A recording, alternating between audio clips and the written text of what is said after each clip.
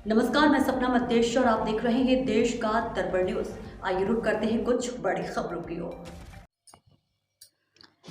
Jaipur pinky city press club में press वार्ता कर माली समाज के अध्यक्ष छुट्टूलाल सैनी, महामंत्री मनोज अजमेरा, कोषाध्यक्ष सागर मावर ने बताया नगर निगम ग्रेटर के महापौर पद के उपचुनाव में महापौर प्रत्याशी रश्मि सैनी को षड्यंत्र पूर्वक भाजपा के प्रदेश नेतृत्व द्वारा प्रत्याशी घोषित किए जाने के बावजूद जिस तरह से धोखा देकर अपमानित किया गया, उससे संपूर्ण राजस्थान का माली समाज आहत, द्रवित है और अपमानित महसूस कर रहा है। समाज के शीर्षस्थ पदाधिकारियों ने यह तय किया, चेतावनी दी कि प्रदेश भाजपा नेतृत्व आगामी 2 दिनों में महापौर चयन प्रणाली को सुधार ले, अन्यथा आगामी उपचुनाव सरदार शहर में समाज एकजुट होकर कांग्रेस का समर्थन करने का ऐलान करता है।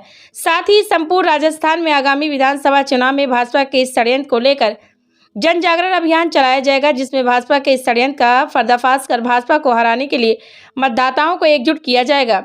इस अभियान की शुरुआत जयपुर के आमेर विधानसभा से की जाएगी और साथ ही समाज यह भी चेतावनी देता है कि अगर पूर्व महापौर प्रत्याशी से इस्तीफा नहीं लिया जाता और पुनः पदभार ग्रहण कराया जाता है तो संपूर्ण राजस्थान का माली समाज यह समझेगा कि भाजपा नेतृत्व पुनः माली समाज को अपना वोट बैंक मानते हुए जानबूझकर पुनः उसका अपमान कर रहा है।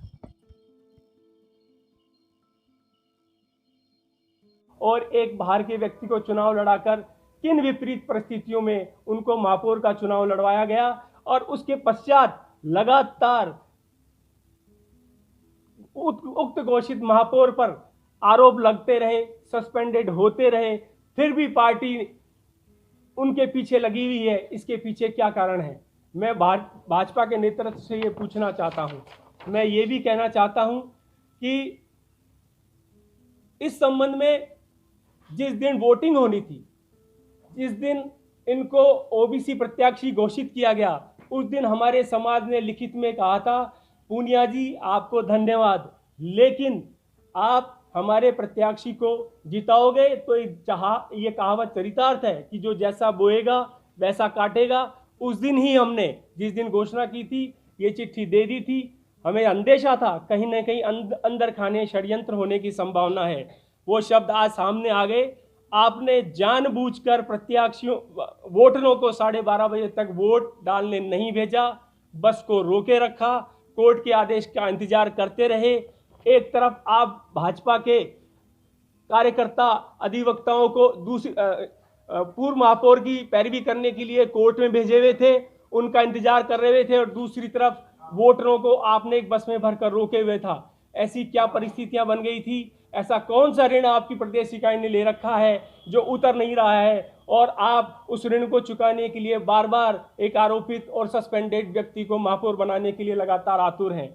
मैं आप सब लोगों के, मीडिया बंधुओं के सामने ये कहना चाहता हूं कि ये जो षड्यंत्र किया, 2 ड्वेलिंग सिस्टम किया, एक तरफ आप उनको मुकदमा लड़ाते रहे, इवन तो आपको उनसे त्याग पत्र लेकर इनको प्रत्याशी घोषित किया जाना था, वो नहीं किया, और दूसरी तरफ आपने प्रत्याशी घोषित करके सारे पार्षदों को बाड़ेबंदी के नाम पर एक बस में बैठाए रखा और 12:30 बजे तक आपने उनको वोट नहीं डालने दिया। इसके पीछे क्या कहानी है?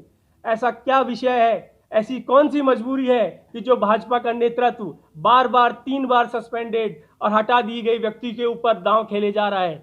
हमारा आपसे ये निवेदन है, इस प्रक्रिया को सुधारें, दुरुस्त करें। आगामी 2 दिनों में अगर इस प्रक्रिया को दुरुस्त नहीं किया गया तो हमें मजबूरन उपचुनाव सरदार शहर में आपके पार्टी के खिलाफ कार्य करना पड़ेगा। हमें आपको हराने वाली पार्टी को, जो हराने वाली पार्टी है, उसके फेवर में जाके समाज बंधुओं से अपील करनी पड़ेगी, और उसके पश्चात भी अगर आप नहीं करते हैं तो पूरे राजस्थान में महासभा के ये लोग जो हमारे आप